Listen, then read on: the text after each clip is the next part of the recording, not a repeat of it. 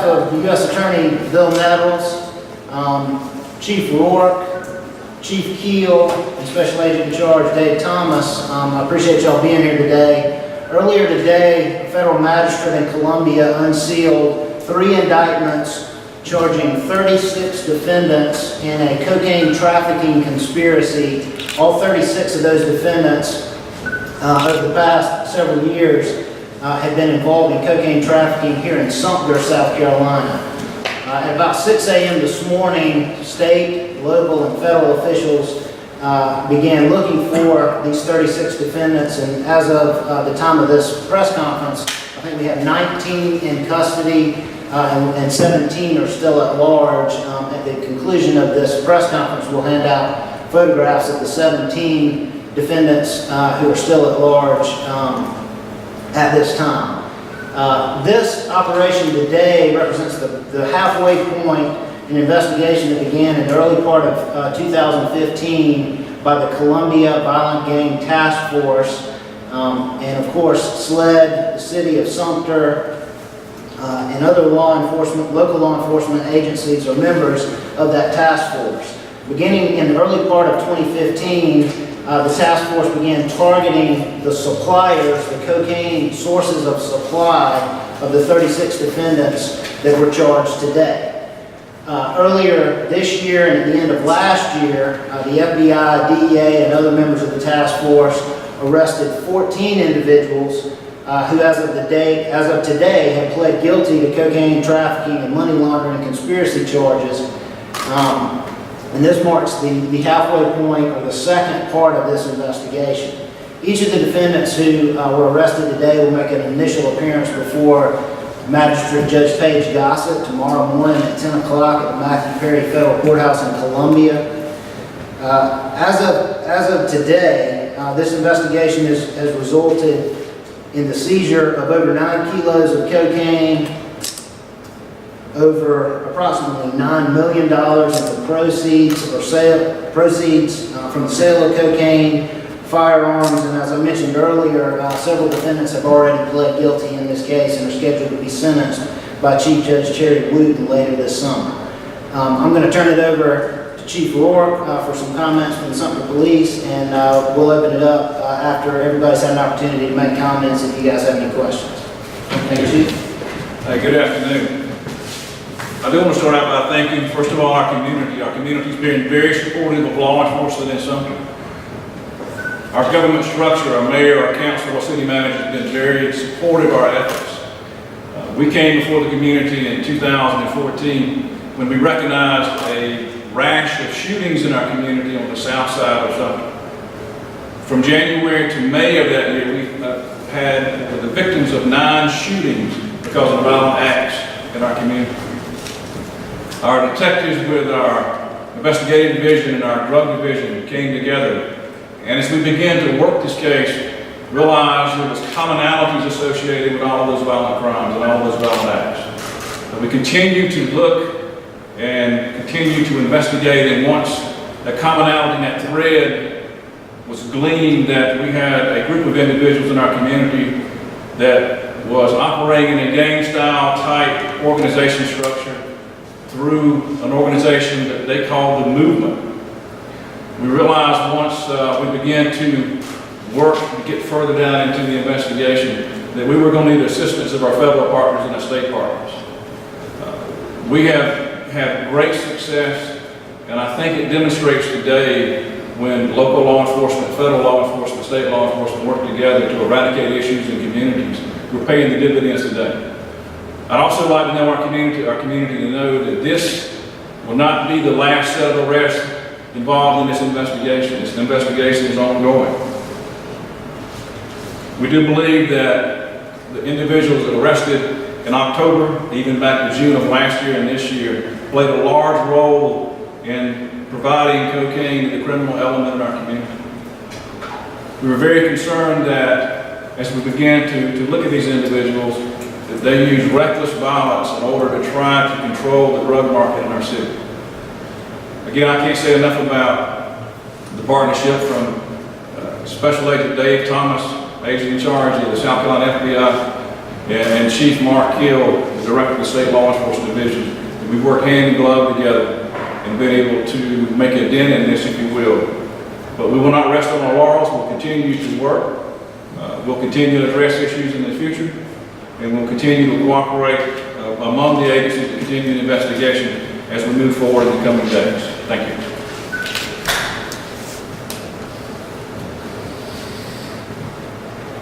Questions? We've got copies of the 3 indictments that were unsealed earlier this morning that have the names of all the defendants that were charged in this round.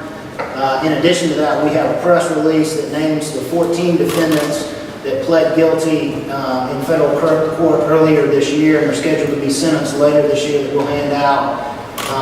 As I said earlier, initial appearances and detention hearings and other matters will start tomorrow morning at 10 a.m. We're happy to answer any questions that y'all might have at this time. You mentioned 14 individuals have pled guilty so far. Are they in addition to the 36 who were named in these indictments today? Correct.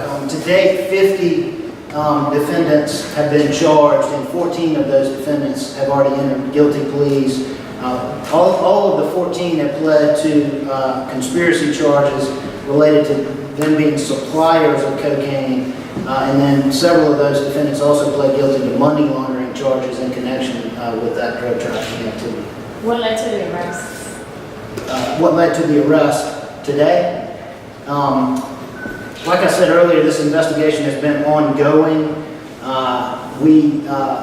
Part of the process with any investigation of this size requires us to do it in stages, and this is really just the second stage of this investigation. Do you have the pictures of the people that are left? We do. We're going to hand those out as well, and we'll make those available to you. As I said, when we got up here, there were 17 fugitives that have been charged in these 3 indictments that we haven't been able to locate, and we have photos of those individuals for them. You mentioned the indictments were unsealed today. Can you explain, I guess, why it took it to this point to get the indictments unsealed this morning? Was it part of the ongoing process of the case? And just kind of break it down for why exactly today was the day that actually movement was made on this. Mostly just a scheduling matter. On any case like this, when you indict 36 people for officer safety reasons and for other reasons, you want to keep those indictments sealed until an arrest operation can be put together. I was out of the FBI yesterday, and there were some, 50, 60 law enforcement officers out there preparing for this takedown to ensure that these individuals were arrested in a safe manner. And so the main reason is officer safety and the integrity of the investigation. Chief, you mentioned this gang or movement of gangs calls themselves the movement. Is it one gang? Is it multiple gangs working together? Any idea how many different factions could be behind what's going on? It's a collection of individuals across our community and reaching into other counties and divisions. The exact number of groups that they were previously associated with, I don't have that information. Chief, was there any crossover between this and the investigation the Sheriff's Department just completed? No, sir.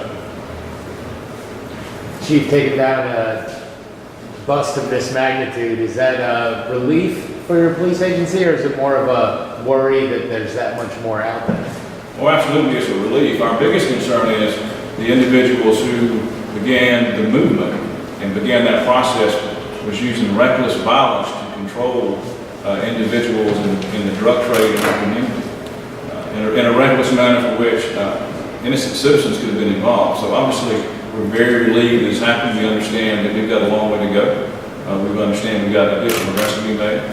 And we also understand that there's always someone lurking in the shadows to take the place of those involved in illegal activity. So we'll continue to work with our federal partners, our state partners, our county, and continue to eradicate those issues as we come about.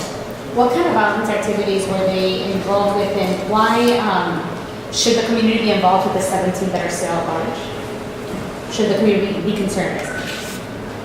The situation that manifested this process, as I said earlier, from January until May of 2014, in about a 10-block area, we had 9 shootings. And once we began the investigation and recognized the commonality of the individuals involved, it was obvious that this was a movement, which became the movement, to control the drug trade in the city and the county of Sumter and surrounding communities. We believe that we will apprehend those individuals. We don't know of any immediate threat to the community. If we do discover something that we believe is in contrast to the safety of our citizens, obviously we'll push that information out.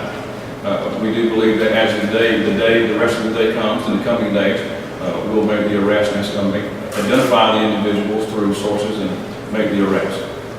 And would 36 defendants best be described as dealers, or is there another term? Well, I'm not going to get into specificity of what involvement each one had. That will be given at trial. They were all co-conspirators involved in the drug trade within our community. And you believe it goes deeper than the 17 who are currently at large? I do believe that we will continue the investigation and further arrests will be forthcoming. Chief, what help do you need from the community? Involvement, information. We get great information. We got great cooperation with the community in the city of Sumter and Sumter County at large. We work very hard with our community services unit to reach out to the community through education, through partnerships. The relationship we have with the community, I would say, is second to none in our state, and that pays dividends and benefits to allow, in any law enforcement agency, we can only enforce the law to the level that the community will allow. Unfortunately, in this community, because of our efforts, both on the community services side, both on the proactive law enforcement, but more importantly, the relationship that we have built is paying dividends as we continue to move through our community. Given the magnitude of this case, how can the community be involved in a safe way? What do you need them to do? Provide information. They can do that anonymously. The unique thing about being a local law enforcement agency is many of our officers grew up in this community, very connected to this community. We try very hard to have a positive relationship starting at the school level through the senior level in our community, and through that positive interaction and that the situation where you actually know your officer, you feel comfortable in talking to the officer and providing the information to a source that you trust and you're comfortable with, pays great dividends as it has today. Anybody else?